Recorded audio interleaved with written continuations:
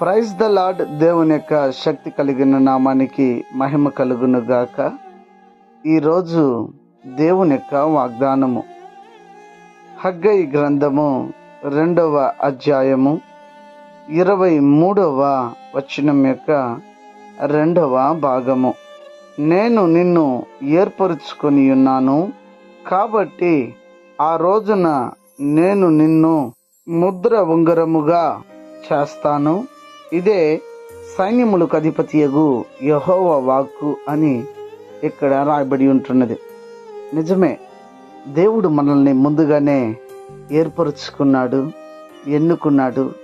తన చేతిలో ముద్రించబడినటువంటి ఉంగరముగా మనల్ని తన చేతిలో పెట్టుకొని ఉన్నాడు. అయితే ఈ ముద్రించబడినటువంటి ఉంగరముగా మనం ఉండునట్లు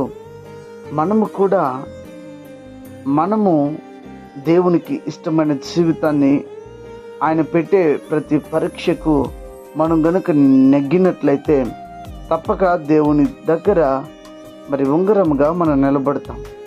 ఒక బంగారము కొలిమిలో వేయబడి, కాల్చబడి, శుద్ధీకరించబడి ఎలాగైతే మంచి రూపాన్ని పొంది మెరుస్తుందో, అలాగా ఈ లోకంలో మనము కూడా ఆయన చేతిలో ఉంగరం వలె మనం ఉండాలి అంటే అనేక శోధనలు, పోరాటము, అవమానము, నింద, వ్యతిరేకతలు ఇవన్నిటిని కూడా మనము కూడా సహించి భరించి వీటిలో జయము మనము పొందినట్లయితే తప్పక మనము కూడా పరలోకంలో దేవుని ముఖ కాంతి ద్వారా మనము కూడా పరలోక రాజ్యంలో ప్రకాశిస్తామన్న విషయాన్ని మరువక దేవుని దగ్గర నన్ను కూడా నీ చేతిలో దాచుకో, నన్ను కూడా నీ చేతిలో నన్ను చెక్కుకో అని చెప్పి దేవుని దగ్గర ప్రార్థన చేద్దామా?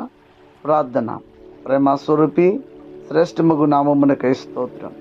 మమ్మల్ని అందరినీ కూడా ముద్రించబడిన ఉంగరముగా మార్చండి, కృప చూపించండి, నీ చేతిలో దాచుకోండి అని ఎవరైతే ప్రార్థన చేయుచున్నారో ప్రార్థన ఆలకించండి, అంగీకరించండి, కృప చూపించండి.